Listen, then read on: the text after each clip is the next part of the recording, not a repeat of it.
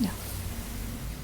I was 4, and again, I remember this part really clearly.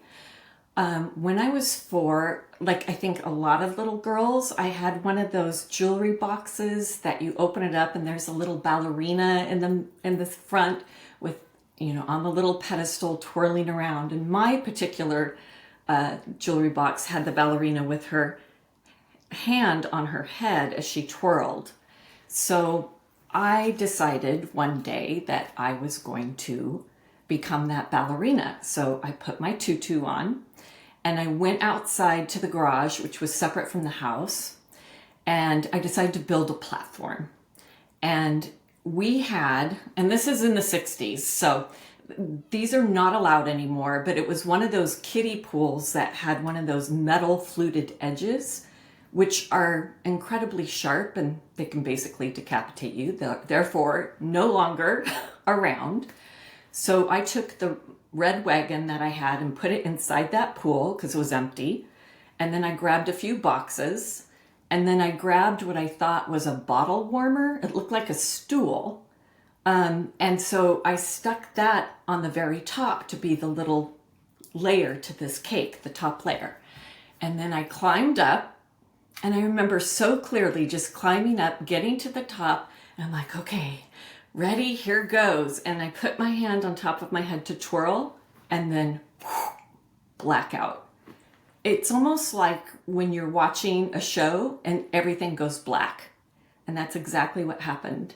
And I don't remember waking up to anything, but from what I was told, obviously I fell and I landed on that fluted edge and it hit me right in the middle of my eyes. So I have this huge scar.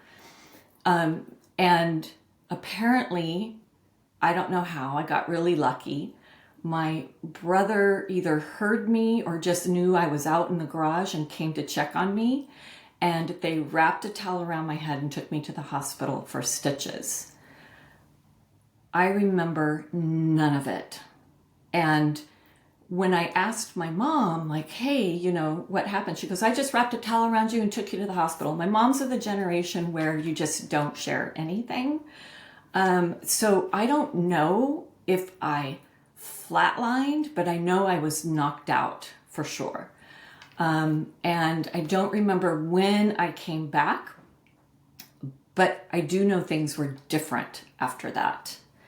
And that's when I realized, actually not at that time, because as a little girl, I mean, when you're 4, you're kind of really close to the other side anyways. A lot of the younger kids, I mean, you're just closer to the angels and to the other side. And so it wasn't like I knew I had a different experience, but things started being a little different. There were 2 things that occurred for me. One was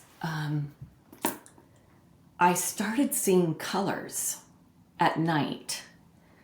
And then I realized I could see them during the day. And then I realized I could see them 24/7. I didn't realize they were there all the time, but it was merely like I can see them now. It's just a focus. But when I was that little girl, I would lay in my bed and the colors would come and they would dance. They move. They're constantly moving. There are a variety of different colors. And they would form little rings and they put rings on my fingers. And so I would just be playing with the colors. They would create just beautiful images for me to look at. And I loved going to bed because I knew that the colors would be there to, I don't know, entertain me, but they were there to comfort me to be there. And I enjoyed them so much. And at the time, I didn't think too much of it. I thought this was normal. I thought it was air. I thought I was just seeing air. And as I got older, you started putting things together like, well, what are these colors? What am I seeing? So I had my eyes checked because I thought, well, maybe there's something wrong there. Nope. And then I realized, whoa, I'm actually seeing what many call the cosmic grid. I'm actually seeing what, it's so hard to explain because it's multidimensional. It's and it's constantly moving. It goes through matter. It's not, it's just everywhere. And I had a few experiences to kind of affirm for me the colors, which I can go into later. But the other thing that occurred for me after that experience was I wanted to fly. Like, I remember running outside the house down the street just as fast as I could because I knew I could fly. I like had that knowing that I could float, that I could fly. And that lasted for a good year for me, like the sense of flying, that I could do that. And then when I was in my 20s, I had the experience where, so as a child, for me anyways, I couldn't remember much of that instance other than the blackout, just the black screen in my mind. And then I had the experience in my 20s where I had a good friend that was very ill, and I was probably up half the night just thinking about them, praying for them, sending good energy to them. And it was about 1 a.m. and I heard children's voices. And I'm like, that's odd. At 1 a.m, why am I hearing children's voices? And they sounded very playful, like at a playground. But the children's voices kept getting closer and closer and louder and louder. And I'm like, that's really odd. I lived in a residential neighborhood, and it was odd on so many different levels. But soon it got so loud that they were in the house. And I'm like, okay, something weird's going on. So I remember sitting up in bed, I turned my light on, and I sat there. And as soon as that occurred, right through the door came swishing this beautiful angel. She had long kind of golden hair, and attached to her or grabbing onto her, holding onto her, were about six to eight little kids. Actually, I think it was 8. And they just were like, so their faces were so beautiful. It was almost like they're glowing. They're so happy. And they're like, hi, bye, hi, bye. And they just like, she floated through above me. And the whole time I'm pinching myself because I'm like, this isn't real. This isn't real. I can't believe this is happening. And then she floated out the window. And I remember looking at my clock, looking at the light, going, what just happened? And it was amazing. I thought that they were somehow administering to my friend or blessing my friend. And I really didn't know that that was a message for me. And I couldn't understand what the message was. I knew just from what was occurring that they were on a field trip. Like, she was caring for them and showing them around. And I got to be a witness to that. And I didn't realize me witnessing that was me actually remembering what I went through as a little girl when I was 4. And what had occurred actually when I blacked out, when that black screen went across my mind, my grandfather told me later. My grandfather passed. I never knew my grandfather. But I'm really blessed to be able to connect with my ancestors on the other side. And he told me, he's like, I took you out. Like, I pulled you out before you had that trauma, so you wouldn't have that trauma.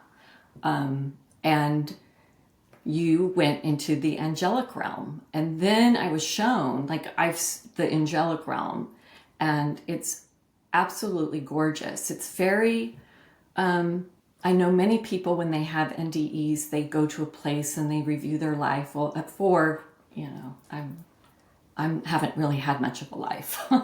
And my understanding was very different. So I went to the angelic realm, very like light blue colors, white, like shimmery golden light, almost like sparkles, ethereal. It's almost cloud-like, but not really. It's absolutely breathtaking. And I think a part of me just stayed there because I loved it so much. And really for me, it was a confirmation that, wow, now I get why I'm so connected to the angelic realm, because they were with me that entire time. They helped me as I went. I didn't have to process that trauma as a 4-year-old girl. And then I realized they do that with all children when they are going through some kind of PTSD.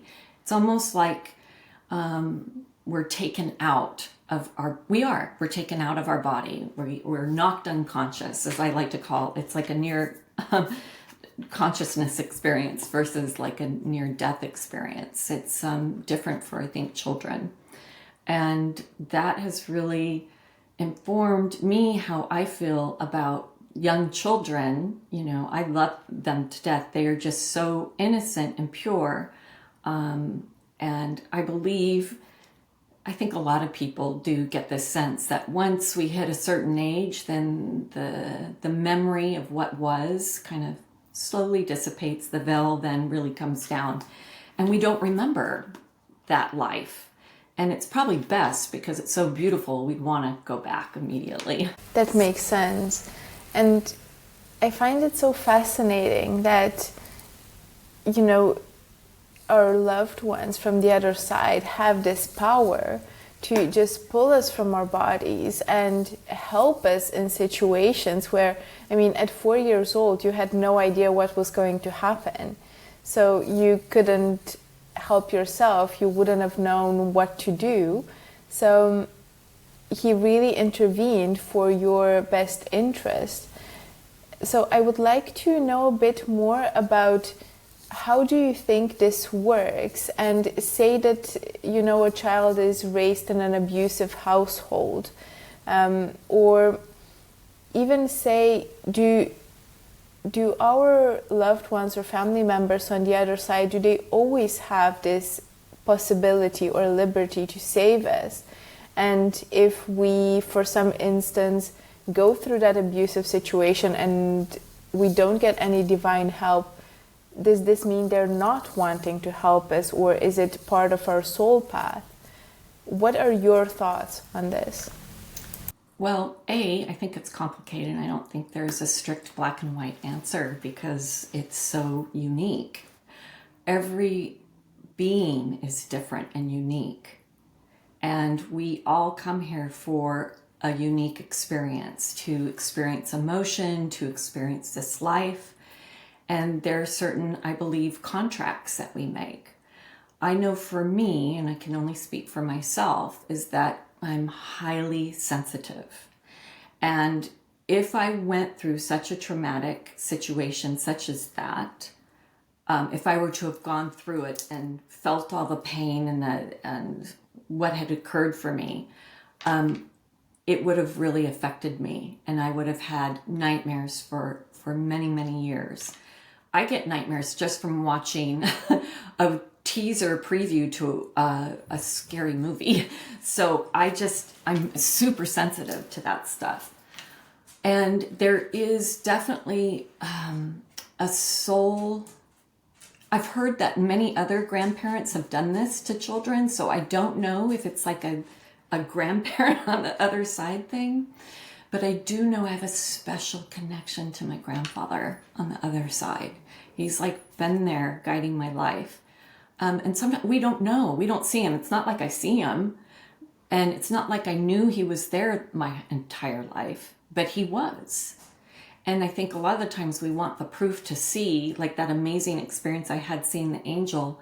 That's super unique. That doesn't happen a lot. And so to have that, I'm really blessed. But I also know that our loved ones are here to guide us as far as our souls, and for children that go through abusive situations.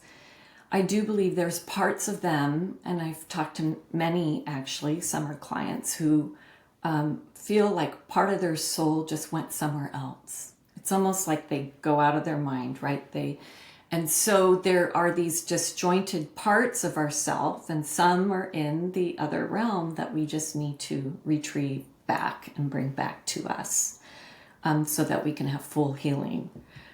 But I think for parents to know that, none of us are perfect, and our children are very much protected from the other side, from the angelic realm. They truly are. Sometimes we have signed up for certain experiences that we need to go through because we don't see it when a parent is hurting us, perhaps. But later, then we're shown how strong we've become from it and how that experience helped us to start helping children that are going through that experience. So we don't know what we've signed up for. Our soul does. And so really connecting with our soul and understanding our purpose helps us to recognize that. So it's different for everyone. That's a very good answer. I love that. And I was also pondering the fact that I've heard it before, the fact that children are more connected to the other side than we are as adults. And I often wonder why that is. And one of the reasons is I tend to think that the more we grow up, the more, we live by these rules that we sort of convene amongst ourselves. So it wouldn't be very natural to just go out in the world, meet somebody and say, well, I speak to my guides or I see angels, because you could very easily be dismissed as, that's not all right. You should see someone for that. Sure. You mentioned you haven't talked about it for a long time. Was it about the NDE and the angel experience, or was it also about seeing the colors? All of the above. I mean, I have never talked about, I think I mentioned one time in college to a couple students, friends, that I could see their auras. And then the looks on their face, on me, that I had 3 heads, I'm like, okay, I'm done. I literally shut it off. I turned it off completely. Still could see him, but not talking about it. And it wasn't until about 12 years ago that I started talking about it. People would ostracize or think that I was wacko. And the thing is, we're not. Our mind, when you talked about children, being a little bit closer to the other side, and it really is because, there is that beautiful saying that Jesus shared, be like little children. And I don't know the exact verse, but there's this idea of being like little children means to be open, to listen. And so in meditation, it's so easy because it's listening to spirit versus talking to spirit in prayer. And listening is so much more effective. And as children, we're open. We don't have those thoughts going through our mind like adults do, where I've got to do this, and this, and oh my gosh, what am I going to do here? And we really get caught up in all our stories that we create for ourselves as adults. And as little children, we don't. So we're much more open. And so going into meditation actually helps us as adults release kind of the thoughts for the day and just focus on what is now and going within. So I think that's why it's like, not that we can't, but it just is a little more difficult because we have got all those thoughts moving around. Oh yeah, absolutely. And I concur with that. I think, to be honest, I think we all have certain abilities, but I think it's to the level that we develop them by being open, by, being in meditation, by looking for information. I think people that have, as we perceive, a bit more ability, they're the ones that are a bit more in touch with it and have developed it. Just like an athlete, most of us do have 2 legs and 2 hands, but it's all the training that makes the difference between a marathon runner and, your average park runner. So true. It's so true. And that's the perfect analogy, right? Because you do need to train for it. People are like, oh, well, I want to be intuitive. I want to have connection with my guides. I want to know who my guides are. And it's like, you can. How? And I'm like, well, do what they told me. Go within. That's it. I mean, I think that difficulty of getting quiet and listening is really hard for most people. And, but everybody has the gifts. Everybody is intuitive. That's just how we are. Yeah. So you mentioned earlier that after those few experiences where you came back and you were able to see the colors and you thought, this is probably how everybody else sees the world, or it's the color of air, you haven't spoken much about it for a while, but then you've had different experiences to confirm that you were indeed seeing these colors. So could you share more about those experiences? Yes. Yeah. So, where do I begin? I think the best way to start is what has occurred for me in my life anyways is, I did the normal route of corporate brand marketing for 13 years, and then I left that and have been working for myself for the last 20 years. But what occurred for me in the last 20 years is I started working solely with color. And so my expertise is in color, color science, color in the environment, color for our homes, personal color, can really look at people and kind of let them know what colors will really be supportive to them. And what is interesting, and I think this is so important, is that color and light are the same thing. Color is light. So when we look at a prism, right, we take a prism, which, I have it over there. I don't want to go grab it. But when you take a prism and you put light through it, it's going to refract different colors within the spectrum. And I think the most important thing for people to recognize is that within the infinite electromagnetic spectrum, which has gamma rays on one end, and it has radio waves on the other end, very low frequency and then very high frequency. Gamma rays will kill you. We can't see them, either one of those on either end of that. And the spectrum continues, it's infinite, it doesn't end. So when we think about what we can see, it literally is just a little slice of that spectrum, the infinite spectrum. And the scientists describe it as being the width of the wall of a bubble. That's how much we can see. There are infinite millions, trillions, billions of colors out there, colors that we couldn't even perceive. Right now we just have our bodies. We can perceive what the eyes kind of send to our brain, which is basically RGB, red, blue, green. And some people are green and red deficient, and so they only see the blue. And I'm making it really simple, but what's fascinating to me and what I discovered with seeing soul colors is that we are all a refraction, a beautiful refraction of pure divine light. And we all have a unique experience, a unique expression. Again, hundreds and millions of colors. It's not just Roy G. Biv, which is red, orange, yellow, green, indigo, and blue. Blue, indigo, violet. So we're not that. There's so many different reds. There's so many different yellows and greens. There's all different colors. There's all different expressions. And each of these colors has a purpose. So for me, when I work with clients, it's more or less telling them what the main parent, color parent, like yellow, for example, what that means versus telling them the individual color that they are within that family. But there are some really unique things that come through that each of these colors have. And so that is what I've noticed, is that the colors are around us. This is like the cosmic grid, and we work within it. So it goes even into our dreaming life.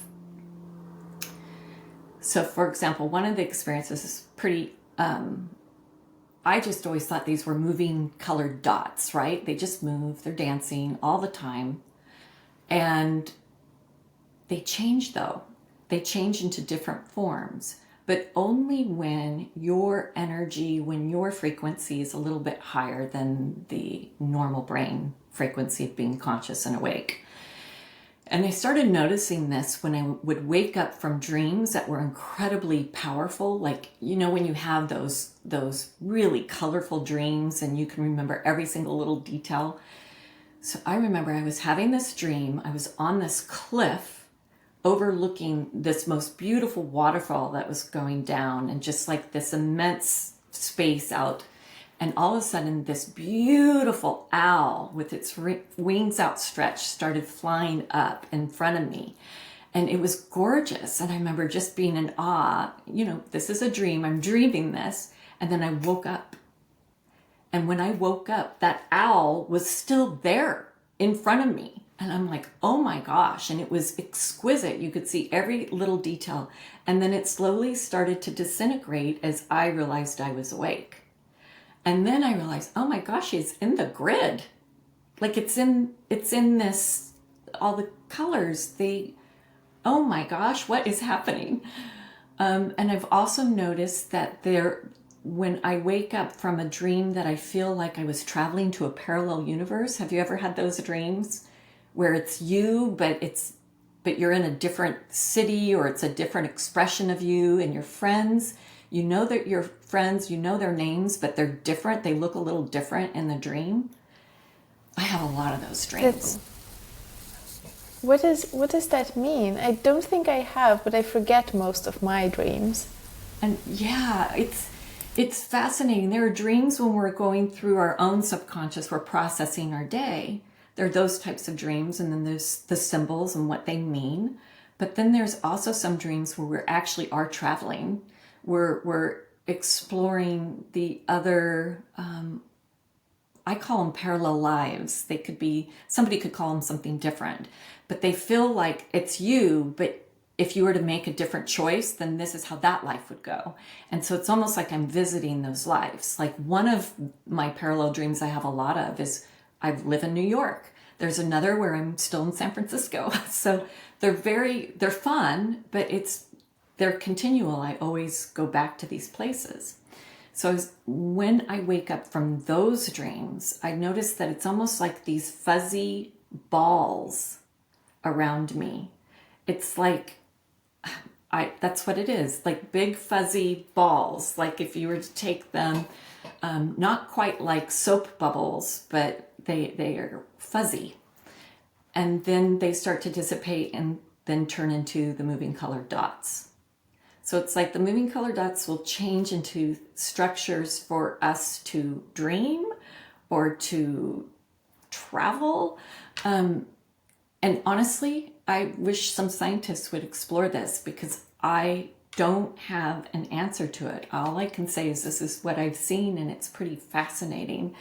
And I'm interested because I'm sure other people have had these types of experiences as well. I don't think I'm the only one. So yeah, I definitely think so. And I think that's the beauty of talking about it and about sharing our experiences, because that's the way for other people to connect and to understand that, you know, you're not the only one. It definitely feels much better when you know that other people are going through this than when you think something's happening to you that has probably never happened to anybody else before.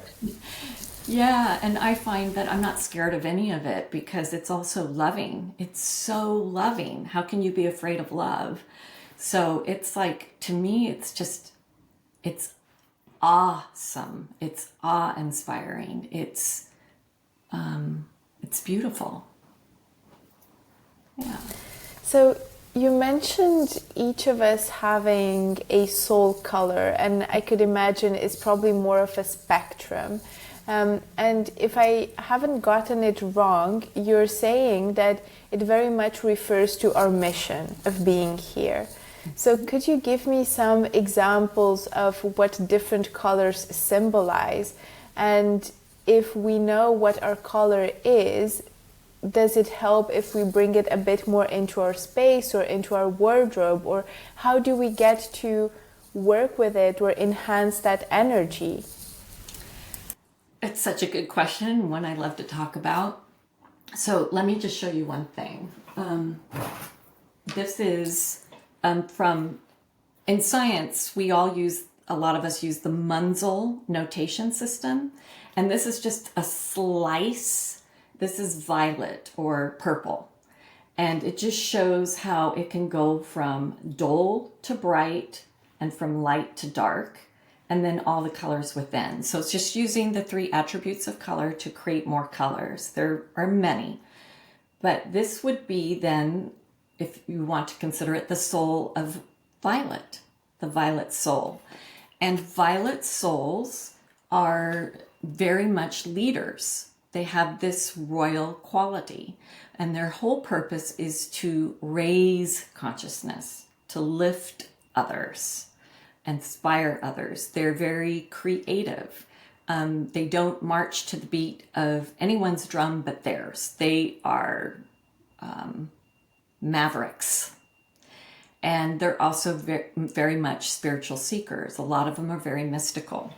So that's like the violet soul. And if we go down to each of the colors, I'm kind of going backwards. Usually I start with red. And then, so red souls are very much about community. So I'll say one thing about the soul colors first. Your soul color, a lot of people don't like their soul color. It's almost like, oh, that's my color. That's like the least favorite color. And it's almost like, okay, well, that means there's some misalignment and you need to get aligned with your purpose. For me, my soul color is red violet, which is a magenta color, which isn't really this color. It's a little bit deeper. But I noticed I hated it for the first half of my life. In fact, you would not see me in pink or red violet or magenta or any of those colors that are within that family.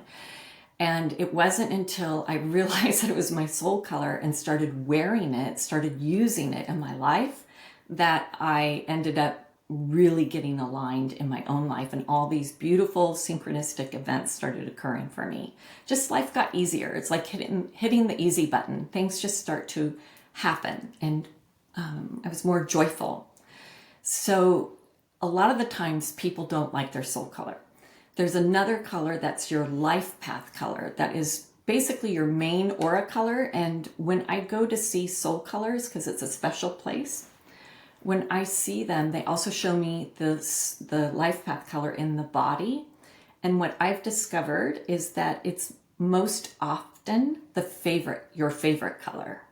Now, sometimes the soul color is a favorite color. It's not always, but I would say 90% of the time, soul color least favorite, life path most favorite. And I have a meditation that people can listen to on my website to tap into what their soul color is.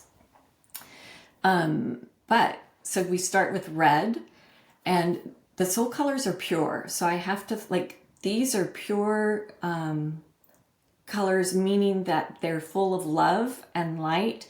They're not the dark parts of red. You'll see that in the aura, because that's where the thoughts get involved and all of that and kind of mess up the colors. But like dark reds, if it's a soul color, that just means you're deeper. It doesn't mean that, it doesn't mean blood. It doesn't mean death or anything like that.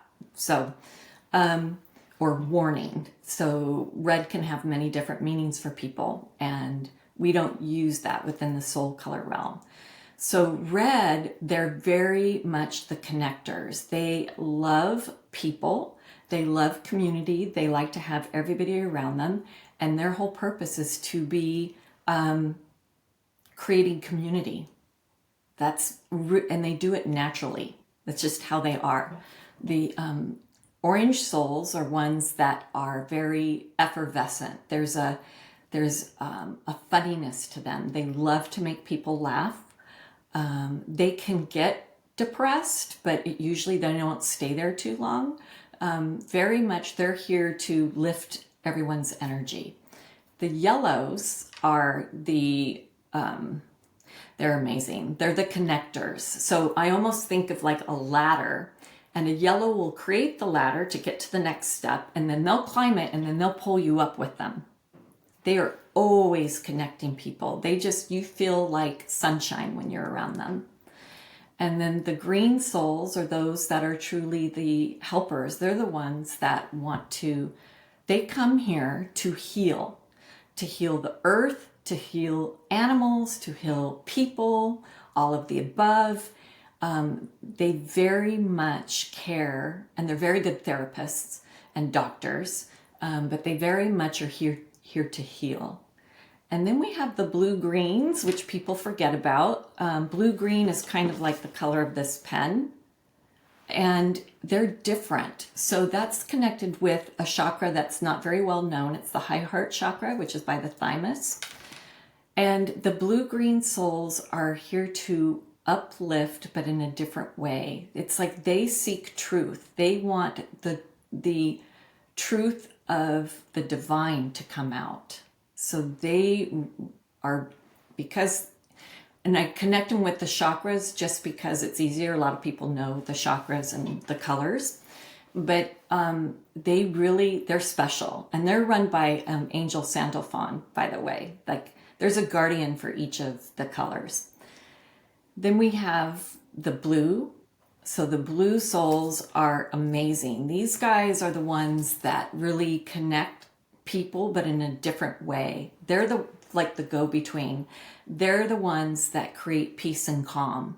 So they're the mediators. So they may be attorneys. They may be really good attorneys. They may be diplomats. A lot of them can be teachers. There's a lot of wisdom with them. I just find that they are kind of like the salt of the earth people here on this, and souls on this planet. I love blue souls. I love all the souls, trust me. It's just, they all are super unique. And then we have the blue violets, which many people call indigo. But the blue violets are very intuitive, very much leaders. So you'll see a lot of them will be more intuitive therapists. They're very musical. They're very focused on their art. They're a nice combination of the blue and the violet, but with that intuition thrown in. And then we have the violets, and then the red violets, which are very creative, very intuitive, and their whole focus is to bring compassion to the earth, to really lift others and show that they are loved. And that's through compassion. It's not through pity. So that's basically really quick. I have a summary on my site too that covers them, but it's super fun. Oh, it definitely sounds like it. And it reminds me a bit of, do you happen to know Insights, the personality test? I've seen a lot of personality tests, but no, I haven't seen Insights, so I'll have to check that out. Yeah, it's based on the four main colors, which are blue, green, red, and yellow. And it's essentially a personality test, but each color stands for a certain type of personality, which I have to say, listening you explain it does not fully overlap with your explanation. But then what the test brings out is that we all have those energies, but we have more of some and less of others. So, for instance, for somebody who's not naturally a born leader, it takes more energy out of you to be in a leadership position than for somebody who is a born leader, which I think when we see certain managers or CEOs, we all understand that for some people it's so natural to be a visionary and to be creative, and for others it's a ton of work. It's true. We're just given these gifts. That soul color is your gift. It's like your purpose, but a lot of times we don't use it. It's just there. We really deliver on our purpose with our life path color. That's how we kind of where the rubber meets the road, so to speak. In this 3D world, we use our life path color to really deliver. So a lot of people will decorate their home with their life path color. Like, for example, mine's blue-green. It's all about getting truth out. And I do it in a really different way. The spiritual part, the creative part, it comes out, but that's not what leads me. Like, I've always been an artist and loved color, but that's not what I studied in school. So it's just interesting, the things that come through, and how we can use the understanding of those two colors to really help just guide our life a little bit. And the life path color is more about the personalities. And what about those of us who feel unaligned with our current lives? It might be that we're in a job that we don't like, or we're in a relationship and it just feels like every day is going through the motions, and the thought of, this is going to be the next 30, 40, 50 years, it's more daunting than it is happy.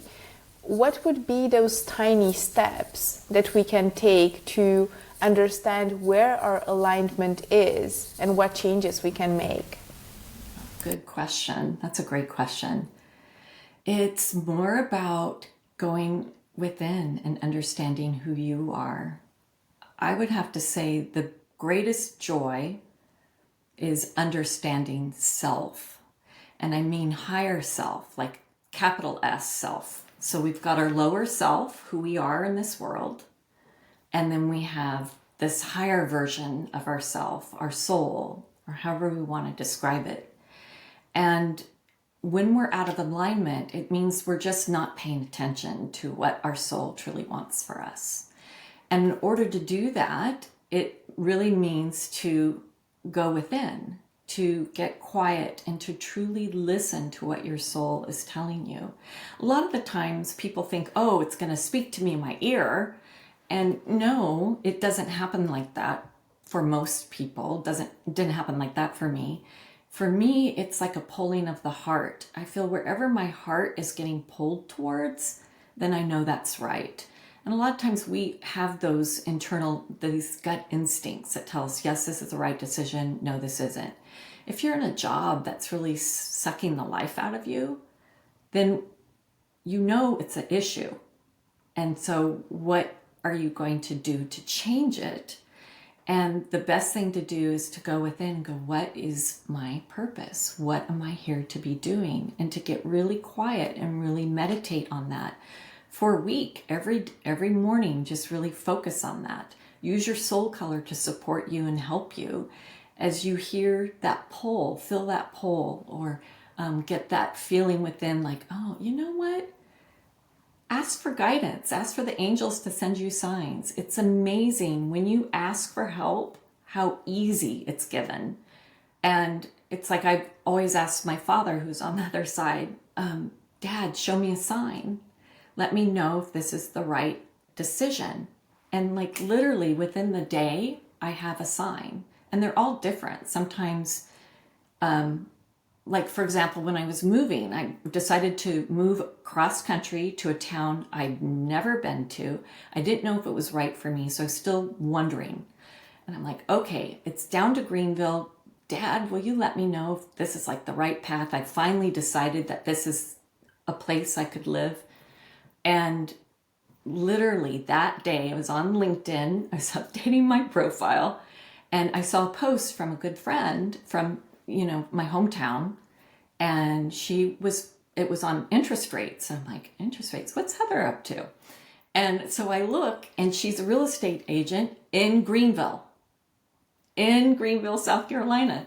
And so I knew my dad sent that because our families know each other. It's like, it was so connected, and it was like, okay, I'm going to check it out. And so those kinds of signs will pop up, and we just have to be really open to receiving them. Sometimes they come through songs. Sometimes the cashier at the grocery store will say something to you and you're like, oh, I know this is meant for me. So when you ask for those confirmations, then you feel like those synchronistic events start to occur, and then you can make those little baby steps to shift and move out of that job, or out of that relationship or into something more exciting or moving to a different place. So it really starts with going within first, just sitting with it. Yeah. I love that. And I love that we've learned so much about, our soul color. That's something I haven't heard before. And the fact that we have a life path color. And I think it's so beautiful that we have all these tools now at our disposal to understand ourselves better and to help us move into a more aligned version of ourselves, which ultimately would lead to a happier version of us, regardless where we're at right now. Now, for anybody wanting to learn more about color, about yourself, and potentially working with you, how can they find you? ArdenReeceColor.com. So it's Reece with a C, not a S. So many people are familiar with the Reese's peanut butter cups, which are my favorite, but it's with a C.